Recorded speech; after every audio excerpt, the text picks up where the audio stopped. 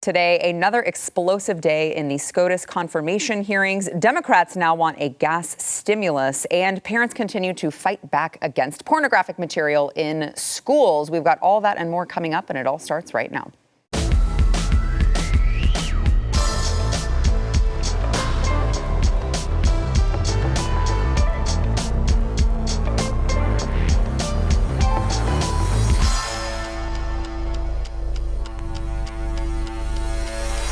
Welcome to the news and why it matters. I am Sarah Gonzalez, today joined by BlazeTV contributor Jaco Booyens, also host of The Bottom Line, which you should be subscribed to.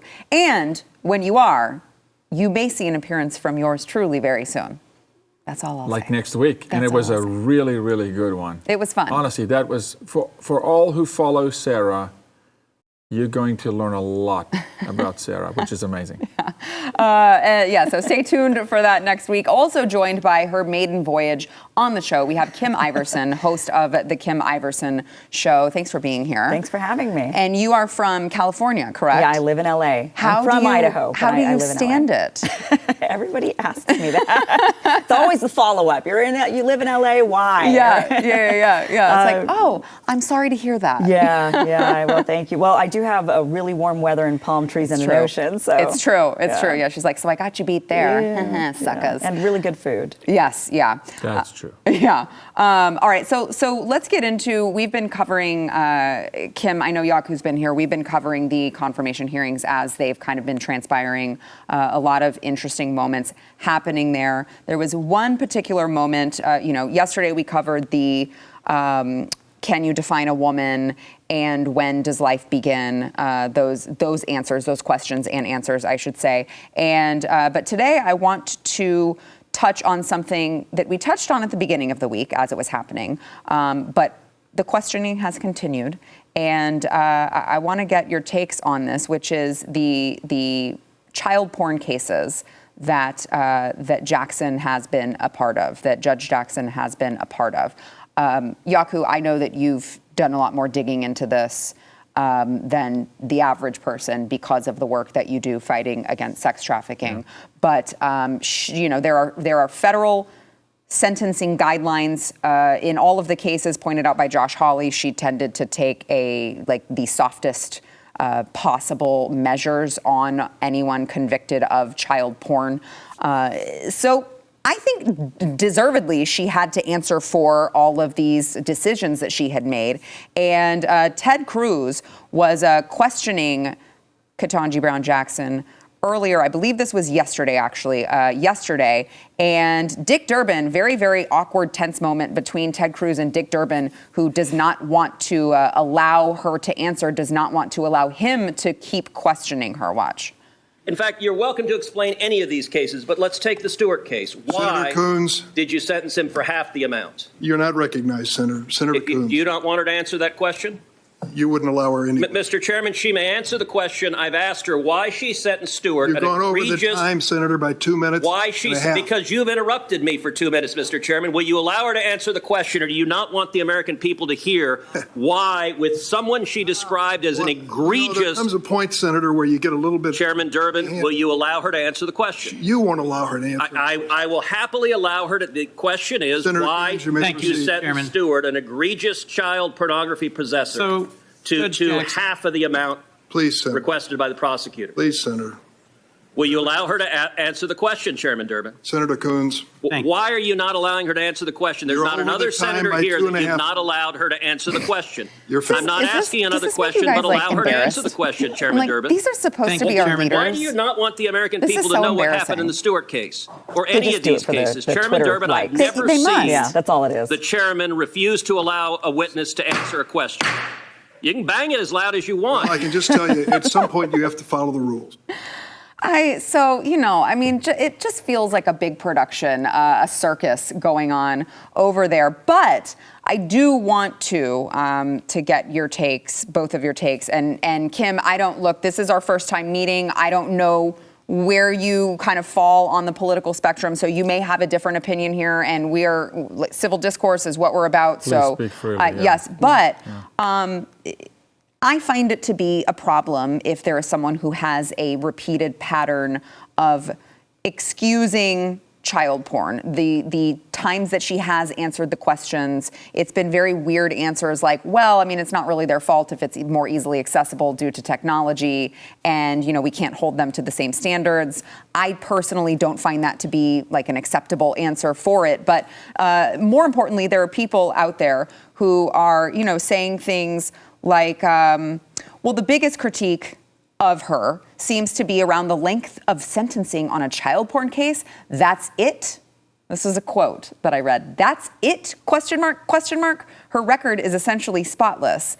And I just take issue with that. That's it. It's like, yeah, do you guys realize what this is? We're not talking about a Hustler magazine. We're talking about exploiting children sexually. That's a big effing deal. And it just seems to kind of be glossed over by a lot of people on the left, but specifically the leaders. And that just like is very worrisome to me, kind of raises some alarms. Yeah, I'm not really certain what the cases were in particular. So from my understanding, some of the cases were, you know, kids even maybe exposing themselves, which makes it child porn. So even if you share yourself and you're underage, that is considered child pornography. Some of the cases, from what I understand, were also maybe somebody who's 18, and then so, you know, we're not talking like an older man. I think when we envision a child pornography case or an exploitation case, we have an envisionment of what that case usually looks like. But in some of these situations, from what I understand, they weren't quite like that. So there would be this tendency to say, you know, maybe we need to have some sort of leniency, you know, in this. I mean, but overall, for me personally, I mean, I'm not going to say, okay, that's it. This doesn't matter. But at the same time, for a Supreme Court justice, I'm not certain with her leniency on sentencing, I'm not certain how that totally applies to a position on the Supreme Court, because she wouldn't be sentencing anybody. These types of cases would not be going in front of her. The Supreme Court decides on larger, you know, issues about how other courts should then deal with cases. So I'm not, and personally, I mean, I think we are way too harsh when it comes to sentencing on a lot of things. And maybe the cases, if we were to review them one by one, I'm not certain how many they're exactly talking about, but maybe if we were to review them, we would say some of these, for sure, she was maybe on the right track, that the law itself is too harsh. I think the law is harsh when it comes to a lot of different topics, like marijuana sentencing, for example. So maybe quite different than child porn. Of course, but if you're exposing yourself as a kid and you're 14. So I would have liked to have heard that from her, because and you saying that is the first time that I'm hearing of that sort of case, because all that I've been hearing from her when she speaks to it is, well, it's, you know, you spend 15 minutes and you've distributed so much content because of the internet. Now it's different and it's much easier to distribute the content. Therefore, we have to treat it differently. Those are the types of answers that I've been hearing from her herself. So that would be the kind of thing that troubles me. What do you think? Yeah, look, here's the problem with our country at the moment. We operate law in case law, and we're not written as case law. The law is the law. 17 and under, any form of child sexual exploitation, even if a child exploits themselves, I don't need force, fraud, or coercion. That is a victim, even if they victimize themselves. So that's the law. Now, all other law has to line up with that law, right? Here's the case. 8 cases out of 100 that she's tried. 8 cases, all 8 child porn. So egregious. And it's not children exploiting themselves. It's a predator making children exploit themselves, filming it. Yes, so it is even child-on-child sexual abuse, right? That is porn. A father filming his own daughter, raping his own daughter, publishing it, got minimum sentencing.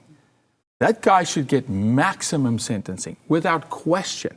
Remember, she's on the Policy and Judiciary Committee to set policies, and she's often quoted wanting to lower sentencing.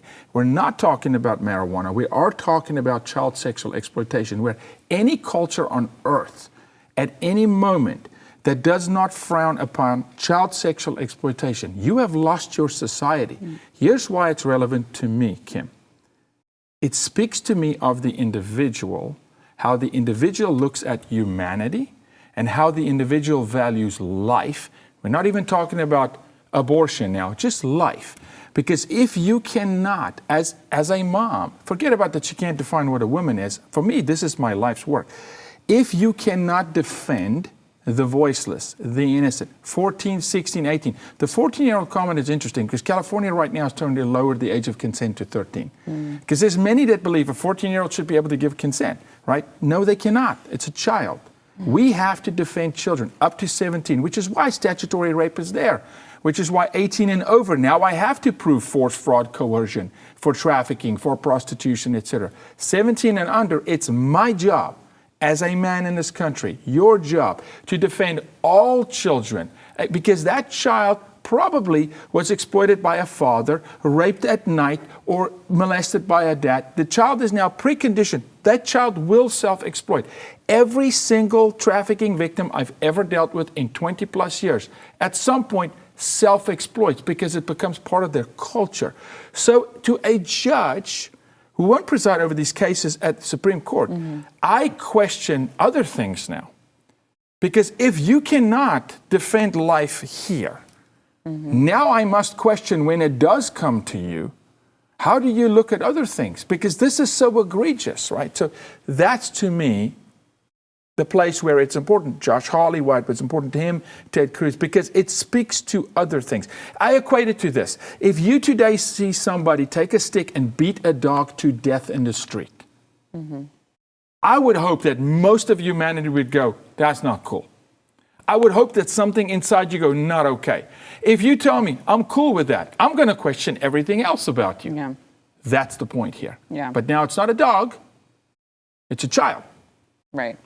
But I think we still would have to go and look at it case by case. I mean, And we did. But that's the point of being a judge, is looking at it case by case. And I think we've seen many cases in America where somebody has been wrongly accused. You know, we see this in colleges all the time, where men, for example, don't get their time in court. They're accused. They're automatically decided as being guilty. They're kicked out of college, and then they find out, okay, when you actually go and look at the nuance of the case was not as cut and dry as maybe what people say is no, this was absolutely, XYZ thing. Yeah. So I think, going from a case-by-case basis is important. And I'm not sure in these hearings if they're actually doing that or if they're just trying to get the Twitter likes and they're trying to get their little clip to circulate in order to make their constituents happy. So then let me ask you this, because I do think that's a good point. But how do you feel about her not wanting to share her opinion on any of these issues? That I know that some people are saying, well, these are gotcha questions, but I'm not so sure that they are, because I think that these are issues that would come to the Supreme Court. You're talking about transgender rights. That's right. Like the hottest issue on the left right now. You're talking about pro-life, pro-choice issues. I mean, these are obviously issues that are going to be heard at some point if they have been, some of them have been already, probably will be heard again very soon. So, how do you feel about her just saying, well, I don't know. I don't know the answer to that question. I don't know. Well, I have an opinion, but I'm not supposed to have an opinion, but her whole job is to have an opinion. Yeah. And so because that makes me very uncomfortable that she can't just share how she feels about it. She's supposed to be making decisions on it. Well, I think Amy Coney Barrett didn't also comment on individual cases. So if they're asking specifically about certain cases, then a justice would say, look, that is not something, because you can't, as a justice, you cannot answer that question in a short little, 1 minute answer. That takes an entire opinion. They craft these opinions, they write them out, they take a long time to deliberate them. So I don't think there is actually precedent. I think Ruth Bader Ginsburg might have been the one who maybe even started the precedent to not answer on individual cases. Well, what about the ones that aren't individual cases, but just when do you believe that life begins, or when, what defines a woman? Yeah, I mean, again, I think that those answers are, for many of us, complicated answers. They're not exactly cut and dry. A lot of people have a variety of opinions on that. And so, and I think maybe for her to think, well, maybe it's a case-by-case issue on that as well. I don't know if it's... Yeah, probably, but I hear your point, but if you look at the approach that was taken by Ted Cruz, because Hawley took an approach, Senator Cruz came out, took a different approach. His approach was, I'm going to look at your body of work. He highlighted cases, but he goes, in your body of work, 100 out of 100, right? 100% of the time when you dealt with child porn, it was minimum sentence. Not 99%, 95%, 80%, but 100%. That's odd. In any judicial process, if I look at marijuana, for instance, and I go, this judge does 100% the same thing every time, down to the script she read to them from the bench, right? And when she's asked, where do you stand on this? Because really the issue was, what she brought it up is, what's too many? Is 10 images too many? Mm-hmm. And he said, look, 600 to 1,000. She said, well, I haven't seen hundreds of thousands. He goes, no, you say 600. She quoted and said, this is the most egregious child porn case I have seen. She tells the defendant from the bench, you have harmed children. This is the father. And then she gives him a 60% discount on the required sentencing, but she quotes, and that's what created the outburst. Yeah. Is she was saying, answer, you say it's egregious, yet you give minimum sentencing. And I think that the alarm bells went off when you look at her whole body of work, 100 cases she's tried, 8 of them child porn, right? Sentenced. All 8 of them was minimum. Mm-hmm. That points to me in a particular personal opinion, legislating from the bench from a personal opinion and not actually case by case. Yeah, I think we can have probably all agree that it's just so hard because this, like, Congress is such a circus and a clown show. And I don't know, there's only a small handful of people that I trust to be doing things for the right reasons. The rest of them, I'm like, I don't even know. I don't trust. Yeah, that's what I'm saying. I don't trust your intentions, any of you. So it's just so hard to watch it all transpire. But all right, you know what? Let's go ahead and take a break. When we come back, let's talk about the gas stimulus that is being proposed and how that would all play out. First, we want to thank our sponsor, Genucel. So look, we've all lived through the past 2 years. And it's only been 2 years, but sometimes I look in the mirror and I feel like it's aged me about 50. So if you are feeling like that, let me tell you about Genucel. All right, they've got this new ultra retinol cream. And let me just tell you, it's basically like a filter for your skin. It's hyaluronic acid. It's very, very powerful anti-wrinkle treatment. It's got natural ingredients. It's going to give your skin all the benefits of a retinol without that unwanted irritation, because a lot of these products, they're very, very hard on your skin. Not this one. You got to go to Genucel.com/Y. Now you can get up to 50% off the ultra retinol cream. Guys, you're really going to be amazed with the results. This is what they do. They actually give you a money-back guarantee, so you have nothing to lose. They're not going to do that if the stuff doesn't work. I'm telling you, you got to try it. Also, you will get Genucel immediate effects for results in 12 hours or less, free with your order if you go there. That is Genucel.com/Y, Genucel.com/Y. You're getting free express shipping, free returns, great customer service, Genucel.com/Y. House Democrats have put forward a new proposal to address inflating gas prices. It's basically their proposal for everything, which is just have the government spend more of your money. So this is called the gas rebate tax of 2022. They say that it will address rising energy prices by providing small stimulus checks to lower income Americans. This is an offer of a rebate of $100 per month and $100 for each dependent for the rest of the year in any month where the national average price of gasoline is more than $4 per gallon. They, of course, blame the Putin price hike, which is very, very cute. Not at all true entirely when you look at the graphs and the charts of when this started increasing. But probably if I were in charge and had that sort of a hike, I'd probably want to put a cute name on it too that deviated away from the attention that, it was kind of on me. So I want to get your thoughts on that, guys. But I also want to throw in here, because Kim, you mentioned you are from California. Well, I don't know how you feel about Gavin Newsom, but he actually is sharing his idea. He wants to, he proposes $11 billion in gas price relief payments, including a $9 billion tax refund for rising gas prices. Let's listen to him discuss this. So today we're announcing a $9 billion tax refund to tens of millions of Californians, $400 for each registered vehicle that an individual owns, up to 2 vehicles. That direct relief will address the issue that we all are struggling to address, and that's the issue of gas prices, not only here in our state, but of course all across this country. This direct relief is on top of the $10+ billion that we have distributed over the last year with the Golden State stimulus. So all told, close to $20 billion of direct tax relief here in the state of California. And by the way, we're building on this direct tax relief by also providing the opportunity for transit agencies to provide upwards of 3 months of free public transit, and also accelerating efforts to increase investments in pedestrian and bicycle safety. Does that make you nervous that he just keeps talking about this money like it's no big deal? Let's just throw more of, and it's always like it's the government's money. It's like, well, I mean, no, it's our money, or you're just printing more, which is also going to lead to horrible consequences. But what are your thoughts when you hear that? I'm curious if the people who own Teslas are going to still get the $400 rebate. Yeah. What are they going to put? Or I have a Prius. Are they going to cut it in half and say, well, you've got a hybrid, so you only need half the gas? Right. I mean, first of all, this is what they did during the pandemic, right? So there was the government relief or the government unemployment checks, and then California, of course, upped it because the cost of living in California is much higher. So it sounds like he's doing something similar. The government says we're going to give you $100 for gas, and he says, okay, well, we're going to up it to $400 per vehicle.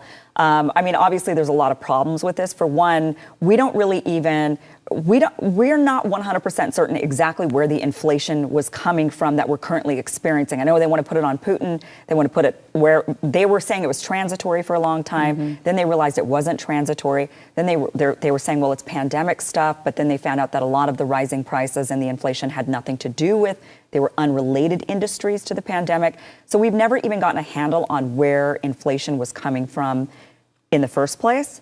So to add the stimulus on top, which, look, people are struggling. My gas bill, my grocery bill is, I mean, close to double. Yeah. So it's a genuine problem. Because gas touches everything. Right. Yeah. So that's also giving it to just the people who own cars is kind of crazy. You've got all these people who are poorer, who are riding the bus. But pay more for food. And they still pay more for food. Or what about retired people who are on a fixed income and now my energy bill has gone up.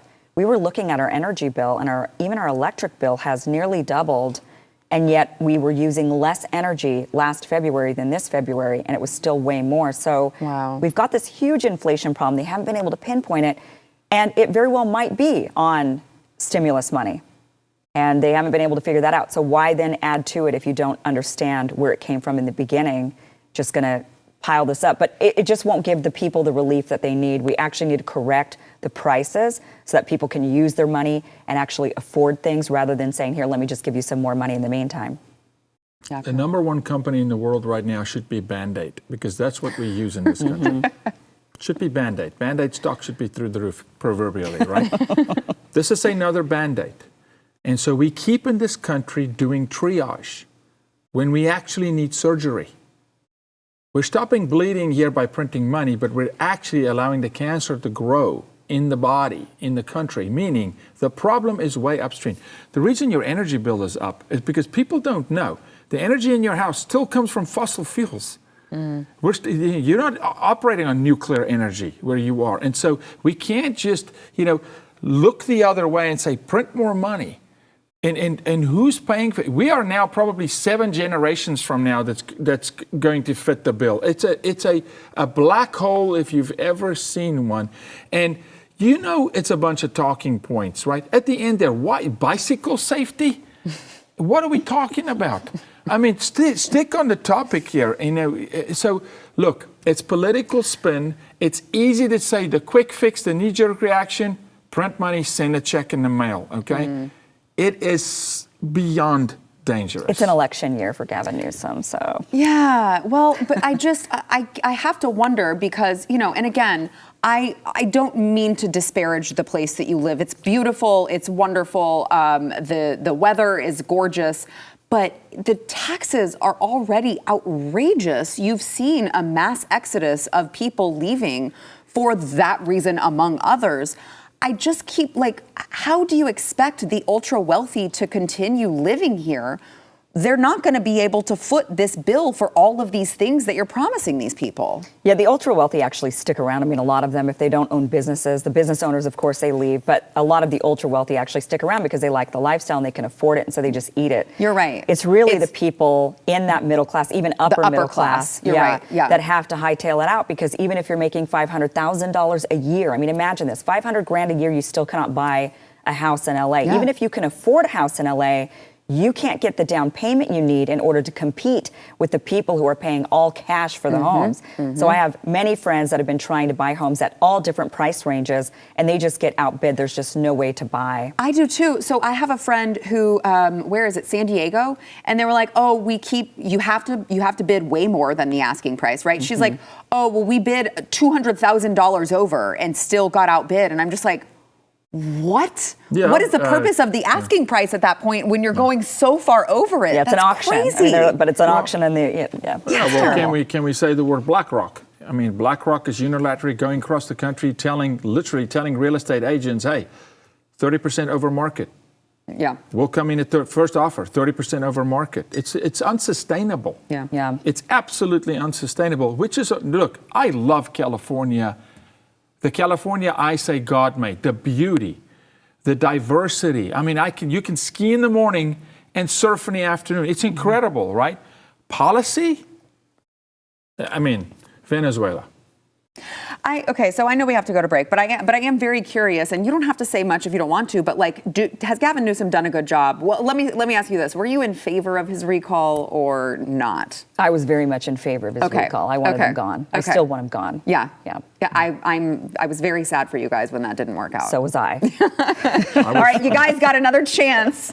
Let's not blow it this time, California. All right, we got to take a break. First, we want to thank our sponsor, Patriot Mobile. So, look, I know we talk all the time on this program about making sure that you are supporting companies who support you at the end of the day, and that is Patriot Mobile. So if you are with any other big mobile carrier, what you are doing is you are partnering with a company that is actually taking a portion of your money and donating it to values and causes that you likely don't agree with, like Planned Parenthood, like organizations that are, against gun rights. This is just the way of the world, right? But also the way of the world is the fact that there are conservative companies coming to compete with all of these other companies. So if you want to give your money to a company that is going to offer the same nationwide coverage, the same towers as all of the major carriers, you're going to get the same coverage, plus peace of mind that your money is supporting things like your right to free speech. You got to go with Patriot Mobile. They've got very reasonable prices. They've got 100% US-based customer support,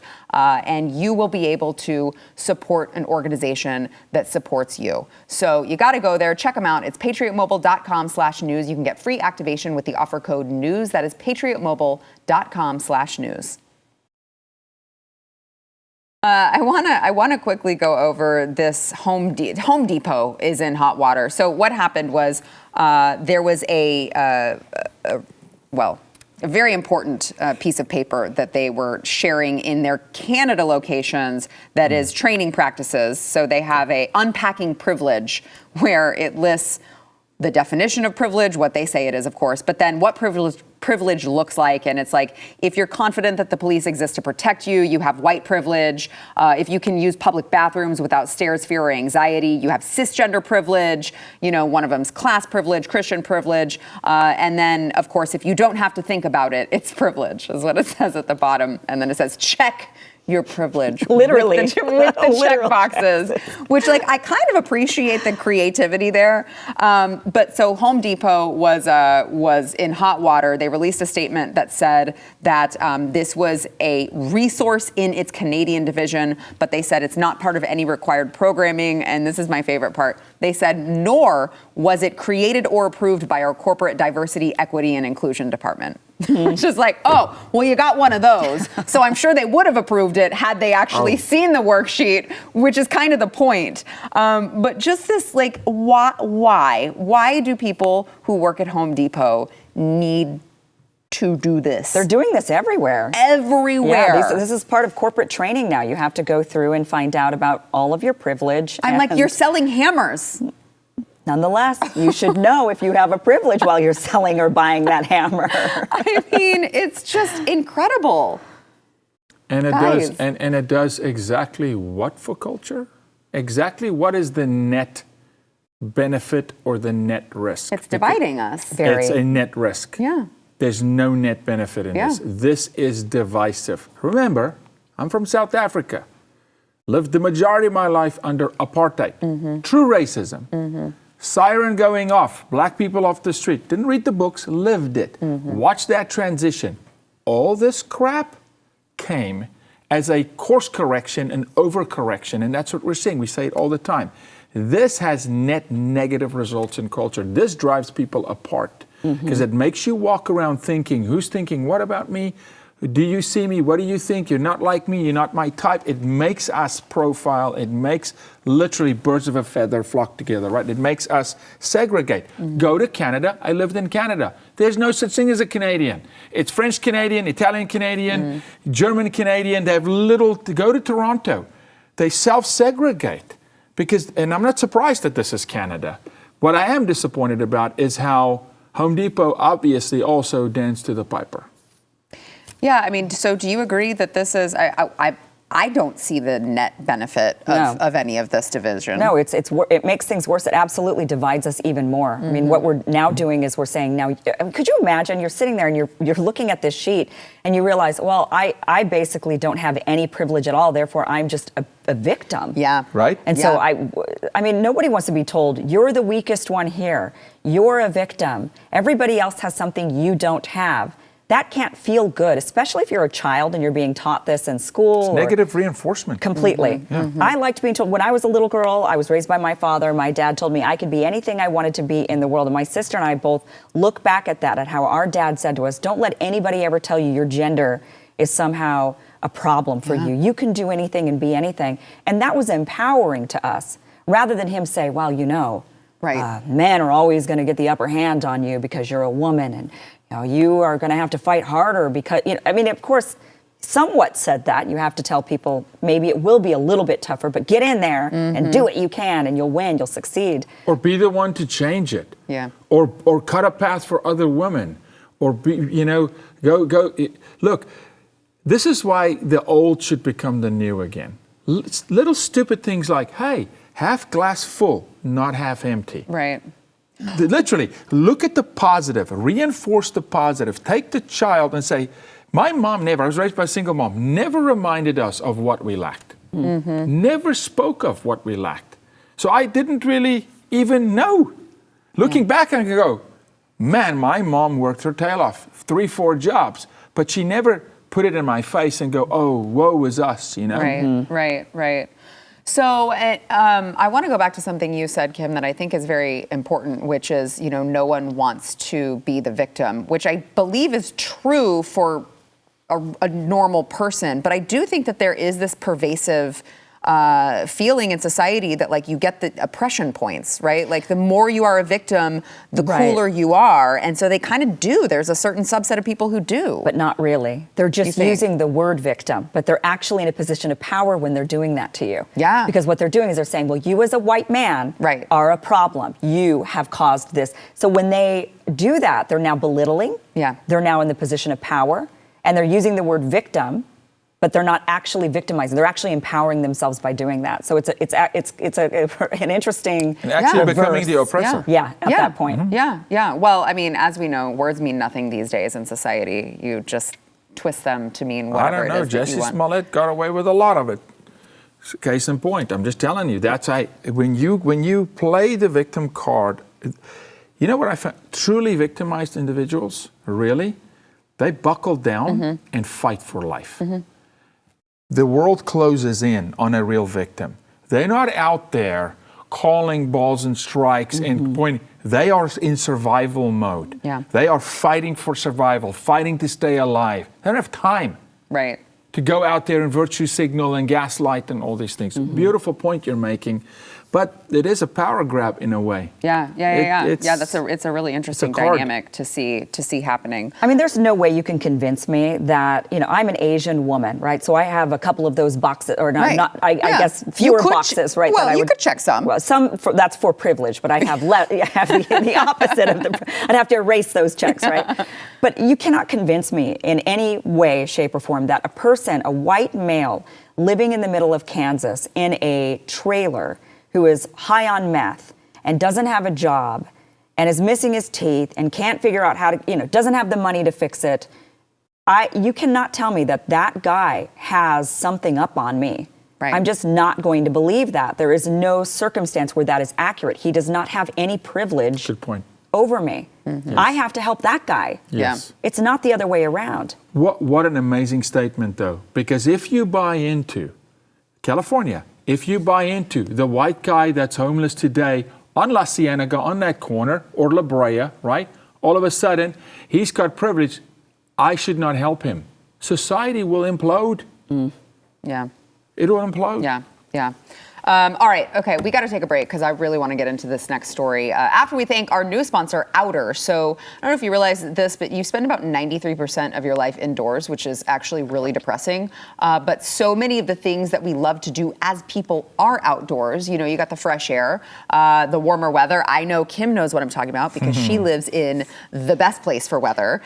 You've got to make the most of it this year with Outer. This is a new outdoor furniture company. They're purposely designed furniture to get you outdoors more. It's beautiful, comfortable, innovative, high quality outdoor furniture. It's all made from sustainable materials, and it is the only outdoor furniture with a patented built-in cover, so you can protect it from all of the weather elements. They've got teak chairs. They've got really awesome fire pit tables that you need to go check out. They give the look and feel of what you would expect at a 5-star resort, but you're going to pay way less than you would at a big box store. Let me tell you, they've got this really cool, you can actually virtually tour people's actual setups that they have in their yards, and you can see how they're using it. You can see how the furniture has held up. It's a really, really awesome feature. You're going to want to go and check that out over at liveouter.com/news. You get $300 off and free shipping. This is the best offer that Outer gives to anyone.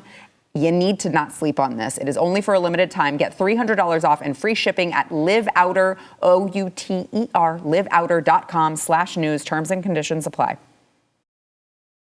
Over in Georgia, this is Cherokee County Schools. A school board member actually cut off an angry parent after she was trying to draw attention to a library book that they had in their high school library.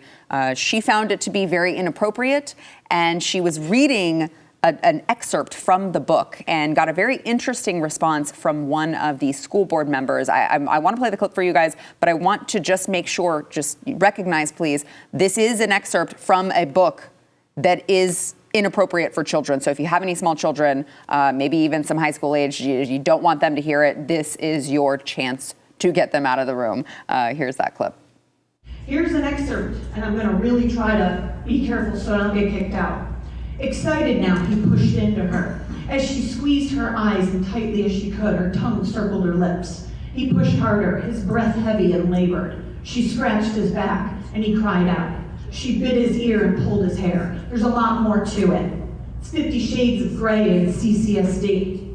Step 9, then they give the verdict and pull all those copies that we bought back on the shelves of more schools. Excuse yes, me. You are right. Excuse me. Yes. We have children at home. I know it's live streaming, and it's really not appropriate. Don't you find the irony in that? You're exactly saying exactly what I'm telling you. You're doing it to our children.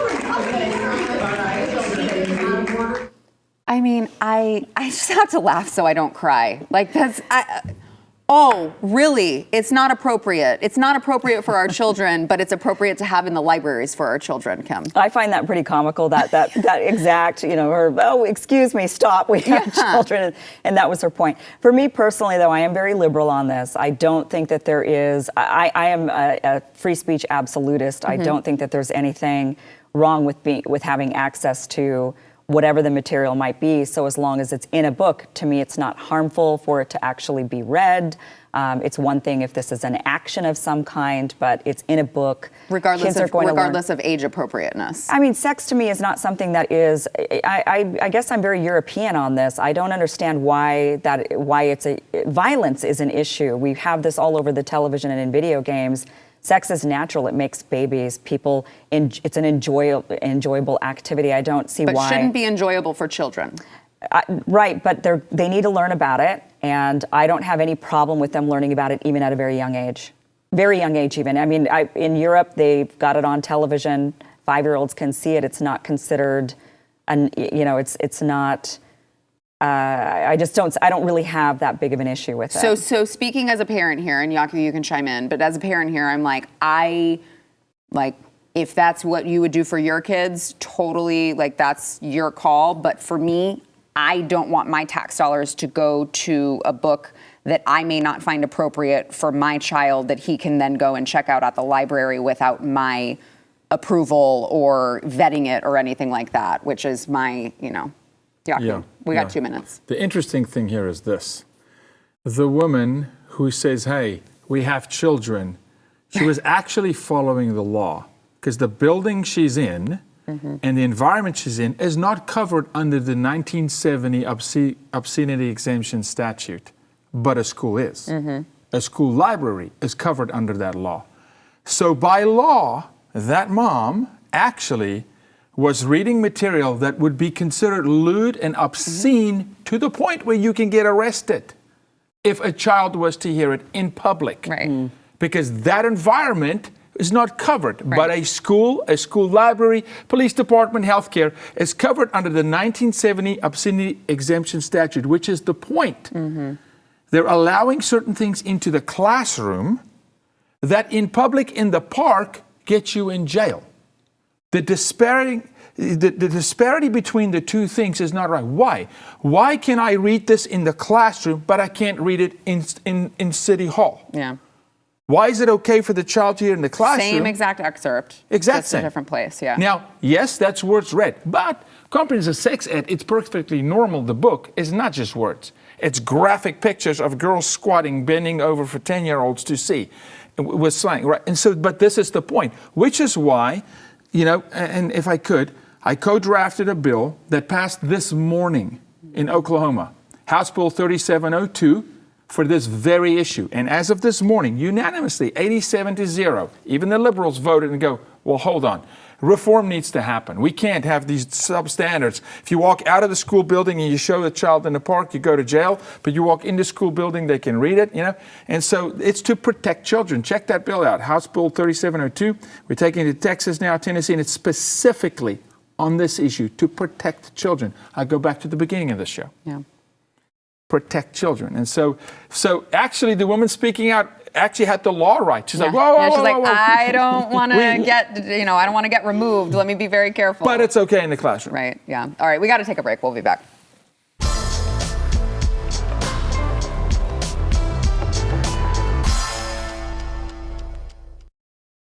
All right, don't forget to go wherever you find your podcasts, audio, whatever you're listening to. If you are already listening on the audio podcast, you're like one step closer. All you got to do is going to take you 2 seconds. You go to our show, hit that subscribe button, and give us 5 stars because we deserve no less than that. And leave us a review. That is going to be very helpful in the algorithm. And as an added bonus, you may see your review read live on air, like the one today from Marsha Robbins, who said 5 stars. Love, love, love. I absolutely love Sarah. I love her. She says I love when she loses it. That's funny. She's so smart and sassy. We watch the news and why it matters every evening. We love the variety of guests. So smart and so fun. We appreciate that. I appreciate you loving when I lose it. I don't know that management does, but that's okay because you guys are fine with it. All right. So make sure that you don't forget to get your review in. You may see it on the program on another day. Also, thank you to Kim Iverson, who it was great to have you on the show and get a different point of view that we don't often get to hear. And also, Yaku Booyans, of course, BlazeTV contributor, host of The Bottom Line. And Thanks, Kim. thank you. Thank you. We'll see you guys tomorrow.